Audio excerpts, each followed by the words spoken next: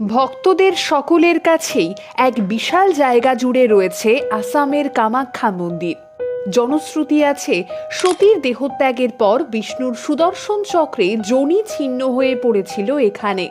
আসামের রাজধানী গুয়াহাটির পশ্চিমাংশে অবস্থিত নীলাচল পাহাড়, আর সেখানেই রয়েছে কামাখ্যা মন্দির।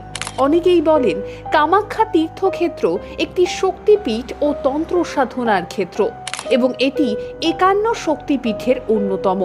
তবে এই মন্দির আর 5টা মন্দির থেকে বেশ খানিকটা ভিন্ন। এখানে কোনো মূর্তি নেই। অম্বুবাচীর দিন থেকে মোট 3 দিন দেবী কামাখ্যার মন্দির বন্ধ থাকে। সেই 3 দিন কোনো মাঙ্গলিক কাজ করা যায় না, এমনকি দেবী দর্শনও নিষিদ্ধ থাকে। চতুর্থ দিন দেবীর স্নান এবং পুজো সম্পূর্ণ হওয়ার পর মন্দিরে দেবী মূর্তি দর্শনের অনুমতি দেওয়া হয়।